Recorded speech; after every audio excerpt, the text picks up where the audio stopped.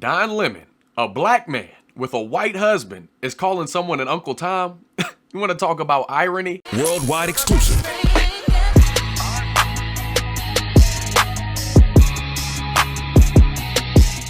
Now, just in case you didn't know what an Uncle Tom means when somebody's given that title, a black man considered to be excessively obedient or servile to white people, a person regarded as betraying their cultural or social allegiance. So last night, I get an email from a friend who says, "Did you watch the Don Lemon show on CNN last night?" I'd rather stick needles in my eyeballs. No, I didn't watch the Don Lemon show. The only time I watch the Don Lemon show is when I know that Dennis Prager is going to be on. And it turns out Dennis Prager was on. And the issue was this hysteria over Donald Trump. And eventually the discussion was whether or not Donald Trump's presidency has unleashed anti-Semitism and racism in America. And, of course, Prager thought it was nonsense. But then a very interesting thing happened. Prager invoked the name of the great Eldersky and said, well, Larry Elder happened to be black, and the only reason I'm mentioning that is because it's relevant for the conversation, and he doesn't believe that Donald Trump has unleashed racism and anti-Semitism, and then I got called a few names by Mr. Lemon. And we have plenty of Trump supporters on the air all the time. You're one of them, and you're on the air now.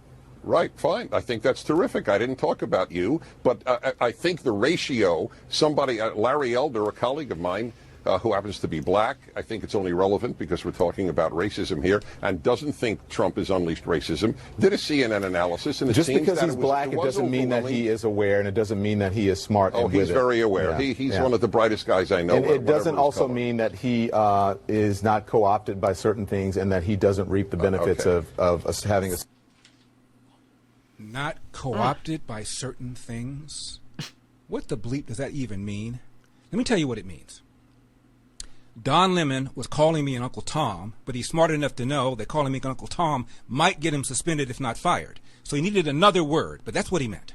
That undercover shade. That's what that was. And what Dennis was saying is, of the pundits that were used either pro-Trump or anti-Trump on CNN, and Don Lemon cut him off, 96 of them were anti-Trump. 7 of them were pro-Trump. That's the point Dennis was trying to get in when Mr. Lemon cut him off. And we have plenty of Trump supporters on the air all the time. You're one of them, and you're on the air now. Right, fine. I think that's terrific. I didn't talk about you, but I think the ratio, you just had to throw that out there Larry for Elder, what? a colleague of mine, who happens to be black, I think it's only relevant because we're talking about racism here, and doesn't think Trump has unleashed racism, did a CNN analysis, and it just seems because that he's black, it doesn't mean that he is aware, and it doesn't mean that he is smart. Oh, he's very aware. Yeah. He's one of the brightest guys I know. And it doesn't also mean that he is not co-opted by certain things, and that he doesn't reap the benefits of us having a... Now, let's talk a little bit about Mr. Lemon. I was asked by a radio station earlier, did it bother me what he said? And I'm reminded about an exchange that took place in the book called The Fountainhead, Ayn Rand. And the hero of the book, Howard Rourke, was asked how he felt about somebody. Peter Keating was the guy that asked him, and they were kind of rivals. And Peter Keating said of Mr. Rourke, "What do you think of me?" And he said, "I don't."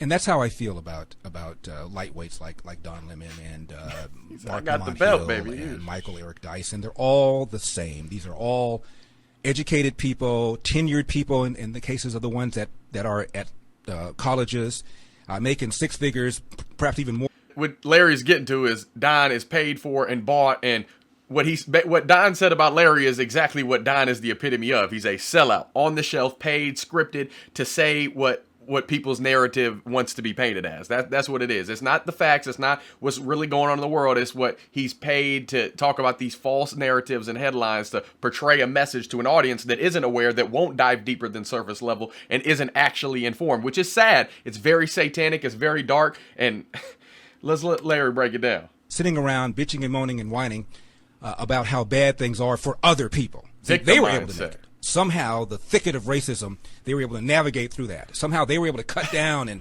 and deal with all of the institutional, systemic... But they'll tell you can't. Structural racism that holds everybody else back. Didn't hold them back, of course, because they're talented, lucky.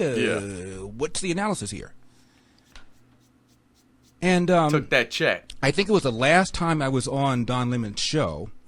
I happened to quote a poll that was taken by an organization called, I can't think of the name of the organization, or I thought of the name of the organization. It's called CNN. CNN Time did a poll in 1997. That's 20 years ago.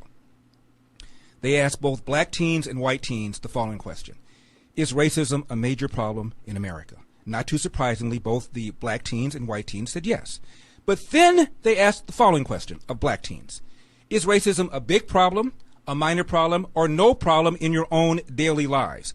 89% of the black teens said it was a little problem or no problem in my own daily life. And this is a real bombshell takeaway.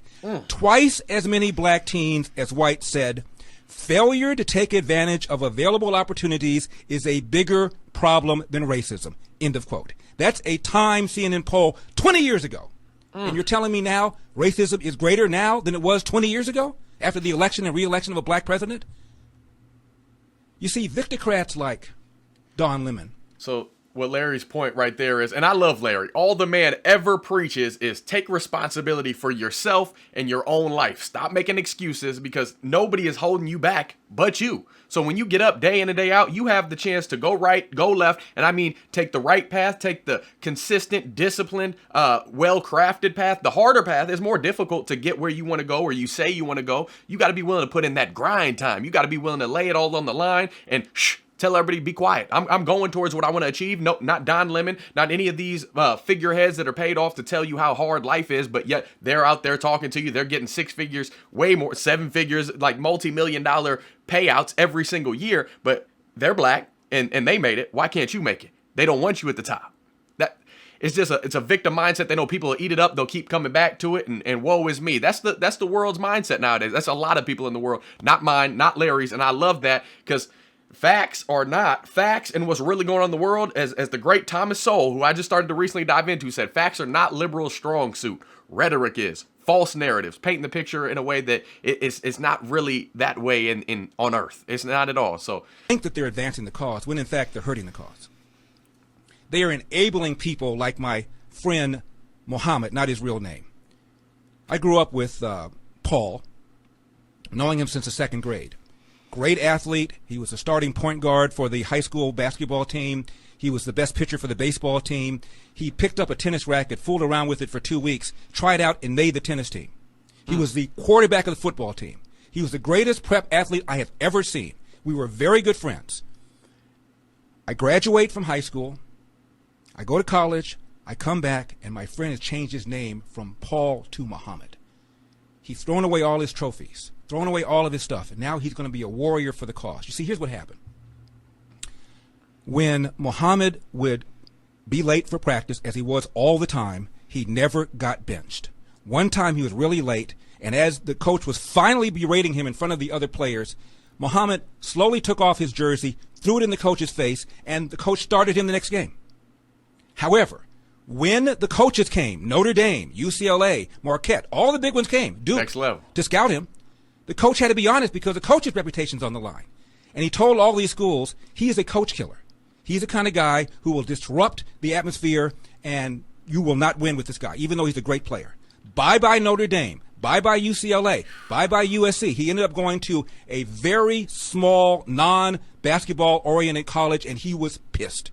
So he sat around, smoking dope, going to practice late, and I never got it straight whether he quit the team or whether the coach kicked him off. But believe me, he is sitting in his home right now where we grew up, still bitching and moaning and whining about the white man.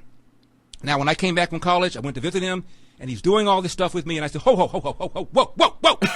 You're talking to somebody who's known you since the 2nd grade. Whatever the white man did to you, he did to me. We had the same teachers, same classes, same schools. How come I'm successful and you're not? No excuses. You may tell these people up in your neighborhood while you're sitting around and whining to them and they're listening to you. That might work for them, but not for me. I've known your butt since the 2nd grade. Anything that happened to you happened to me, and therefore it's on you. You made choices. You showed up late. You had an attitude. And it turns out that my friend Muhammad was the first boy I knew who did not live with both his mother and father. His father and his mother got divorced when he was very young. He had a bad relationship with his dad. And it goes to show you one more time about the foundation that's necessary in order for somebody to succeed. Two-parent household. He didn't have that kind of foundation, but he was still angry. He still made bad choices, and he ended up where he's at. But instead of accepting responsibility, blaming the white man, and people like Don Lemon and Mark Lamont Hill and Michael Eric Dyson and Eric Holder, all this cabal of whiners are enabling people like my friend to cop out and blame other people. It's disgusting. It's pathetic. And I'm sick of it. Everybody is, woe is me. The world don't owe you nothing. You're not entitled. Like, the world doesn't revolve around you. You know what I'm saying? You got to put in what you want to get out. You got to put in. You got to put in that grind every single day. Man, woman, black, white, Asian. It don't matter. Pigmentation of skin doesn't matter. If you're the most qualified person for the job, you should get the job. Period. All those new NFL rules about you have to hire a person of color or a woman. That, what type of nonsense is that? Jobs and pay should be structured, and it shouldn't be based on sex, shouldn't be based on racial skin tone, none of that stuff. That player that he knew that changed his name to Muhammad should have been benched. And it's good that those coaches, it's good that coach was honest with the college scouts that came to talk to him. He's a coach killer. People like that think the world owes them something, but they're not willing to put in a little extra sacrifice, a little blood, sweat, and tears. They shouldn't have anything handed to them. Nothing at all. Nothing. That ticks me off. That, for real, whiny, cryy babies. Like, the world is painted that it's all supposed to be sunshine and roses. You're supposed to have billions and billions of dollars just because you were birthed onto this earth. No, that's nonsense. I'd love to hear Don Lemonhead's views on abortion. If he really cares about black folks the way extreme leftists like to banner and rave that they do, why is it that there has been an estimated 30 million black babies killed since Roe v. Wade? Literally, like, there's approximately 42 million black people in America, and in the past 50 years, our population in the USA has been stagnated by murder in the womb. Life is life. When the sperm meets the egg, that's conception. I'll say it over and over again. I'll keep beating the dead horse. No pun intended. It's sad. It's horrible. And if you ask me, Uncle Toms, and people like myself that are pro-life care more about all pigmentation of skin than more than people of their own race. Specifically today about black folk. The white man is out to get us. The white man's holding us down. No, black folks, some black folks, not all. Larry Elder, and there's tons of others. Some black folks are holding themselves down. Some black folks keep taking away from their population that could be enhancing the world, making it better, spreading more love, more peace, not based on race, based on genuine just moral values and principles. It's sad, man. The following has been rated PC for politically correct. Pay attention, you just may learn something. It's the Sage, Larry Elder. You know what gets me about some of these guys? Somebody called in from Naperville, Illinois, and referred to me as a house Negro. And on and on and on. Finally, when he came up for air, I said, may I ask you why I'm a house Negro? And he goes, well, that's because you are saying things, the white man, blah, blah, blah, blah, blah. And I said, if I were a white racist, I would have to pay people like you to denounce people like me. I'd have to encourage people like you to denounce people like me. And you do it for free. If Elder is right, and the welfare state has destroyed the black family, has created a situation where now 73% of black kids are born outside of wedlock. And along comes somebody like Elder and says, hey, there's a connection between that and the welfare state. We need to rethink the welfare state. I would want somebody like you to shut him up. I'd have to pay somebody like you to shut him up. If Elder is right, that minimum wage laws have destroyed opportunities for unskilled young black people, and it's true that at one time a black teenager was more likely to have a job than a white teenager, and along comes Elder and says, let's get rid of minimum wage, I would want somebody like you to call him up and call him an Uncle Tom and call him a coon. If Elder is right, that these inner city schools have the worst teachers because there's something called the turkey trot or the dance of the lemon, so that the worst teachers, when parents complain, they send them to another district where parents don't complain, and as a result, you have some of the worst teachers working in areas where the best teachers are needed. And somebody like Elder comes along and says, parents need vouchers so that their kids can get into a school that's safer and where the teachers are better and where the parents care more about education. And along comes Elder, and Elder says, I support this. I would want somebody like you to call him up, denounce him, call him an Uncle Tom, discourage him from having any kind of credibility so that other people don't rethink their allegiance to the Democratic Party that are in bed with the teachers union that don't want vouchers. I would want somebody like you to call him. So please, you are doing the bidding of white racists in America, and I'm a coon, I'm an Uncle Tom. It's absurd. So when I get calls from people like this, notice they never say I'm factually wrong. You and Thomas Sowell are factually wrong when you talked about the labor force participation rate. They don't say that. You and Thomas Sowell are factually wrong when you talk about the census shows that between 1890 and 1940 or so, black couples were slightly more likely to be married than white couples. As a result, black kids were slightly more likely to be brought into the world with nuclear intact families than whites in those days. They don't say I'm factually wrong. Call me a bunch of names. And this is why there's no self-criticism and self-evaluation and self-reflection within the black community to the degree that there should be. Because anybody that suggests maybe a different way, or a different approach, different assumptions, is shouted down, called all sorts of names. It's juvenile. It's preschool. And all it does is make things worse because assumptions are not challenged. And 95% of black people go down like lemmings and pull that lever for the Democratic Party that does not want choice in schools, that wants to raise the minimum wage to $15. Are you kidding me? Even Joe Biden's economist, Jared Bernstein, says $15 an hour is too high and it would hurt people. Is this thing on? But I'm a bad guy. I'm an Uncle Tom. It's juvenile and it's counterproductive and makes things worse. We're going to talk about this. It amazes me, but then again, it doesn't, because I've seen it all my life. And I used to be on the left side, that we don't recognize that it starts at home. I grew up with a single mother. That damaged me more than I could ever explain. Like, I can openly now talk about it. Somebody who's seen both sides, and somebody who's had to grind his way to where he's at, and thank God for my wife for blessing me, for directing me towards Jesus and allowing me to have that peace of mind and that love and have a community of and fellowship all around. But not everybody knows that. If somebody's only taught one thing their entire life and they only have one parent coming from just a female perspective or a male perspective, they're never going to get the nucleus and the love and the compassion and faithfulness and everything that a nucleus of two parents brings to the table, the discipline that kids don't have, because a mother can only do so much. There are certain things a mom brings to the table that a father can't bring to the table, and vice versa. Fathers are known to be disciplinarians, authoritarians. Like they're known to bring that aspect to it and keep a child in line. A lot of times a mom is not going to direct a child if she's just raising a child, boy or girl,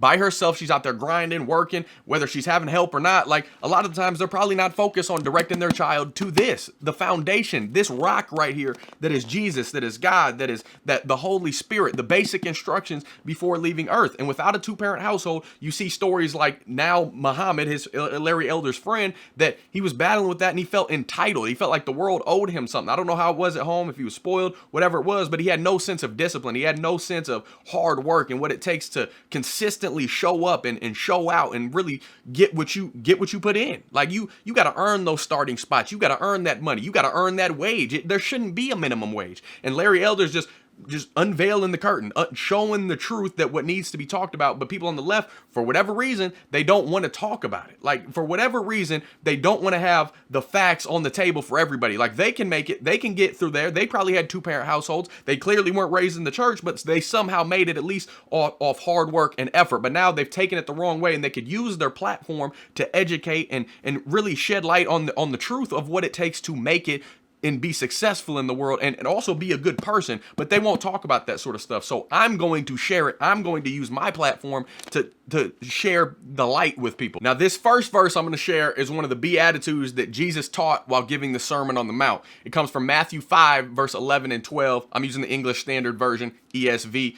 Blessed are you when others revile you and persecute you and utter all kinds of evil against you falsely on my account. This is Jesus. Rejoice and be glad, for your reward is great in heaven, for so they persecuted the prophets who were before you. Meaning, so if they are throwing you to the wolves, like people like Don Lemon calling Larry Elder and Uncle Tom and all these false titles and accusations that are given to people that are sharing the truth and unveiling the curtain, if they're throwing you to the wolves for loving God and loving people, keep in mind, you are on the right path. So stay righteous, stay firm in your faith, and keep spreading the good news. Keep lifting others up and showing them what it takes to succeed instead of bashing, belittling, saying, woe is me, and acting like the world owes them something, owes you something. Be honest with them. Say you got to work hard to get what you want. Each day is going to have enough troubles of its own, but you got to grind it out every day to make it where you want to go. And you can always come home with the peace of mind that God's got you. He works it all together for the greater good of those to look to him. You got to look to him to be saved. You got to look to Jesus to find the Father. If you don't, you're going to be lost and stranded. But also keep this in mind. As Christians, we forget this. We preach. We tell people they're wrong. We tell people all these other things, but that's not the way to help people. That's not the way. You got to take that yoke out of your own eye. You got to help people. Yeah, Don Lemon's wrong. You shouldn't be labeling people like that. I shouldn't call him Don Lemonhead. I'm wrong for that. That's a sin in itself. We're all sinners. That's why we need a savior. But Isaiah 53 verse 5 paints it beautifully. But he was pierced for our transgressions. He was crushed for our iniquities. Upon him was the chastisement that brought us peace. And with his wounds, we are healed. When Jesus took on the cross, all the shortcomings that we have, all the labels that we put on people, all the judgment and the wrongdoings and sin and evil around the world, we're healed when we look to him. But we got to look to him. We got to direct others to him. So keep praying for Don and his loved ones. Keep praying for all the people on the extreme left that think it's okay to kill babies, that all the black people that think they're a victim of any color that thinks they're a victim. Pray for them. Let them know the truth, man. Let them know it takes hard work and you can have peace. You can have those things that you want. God's going to work it all together for the good, but you got to look to Jesus. That's our job as Christians. So I'm going to leave y'all with that. Larry Elder absolutely nailed it as always. He actually made an Uncle Tom film about this. He was one of the writers. It came out in 2020. I think this was like the film was a year or two after this thing with Don Lemon. It's called Uncle Tom, an oral history of the American black conservative. It's a political documentary film. I would call it like a truth documentary film, but obviously politics are involved with, you have to truth and false in politics. That just is the way it is, left and right. There's a reason right is right and left is, Directed by Justin Malone, written by writer Ansel, Larry Elder, and Elder was also an executive producer. So I'll have to check that out. I've heard of it, but I haven't seen it. Y'all let me know if it's a must watch. Either way, I'm gonna keep reacting to Larry Elder and just keep witnessing his truth bombs. I love everything he stands for, brings to the table, and these are things we have to discuss. So when we see wrongdoings like this, we got to tell them, stop making excuses, stop labeling this as false and telling people, trying to hold them down when nobody's holding you back but you. You got to take the responsibility for your own actions.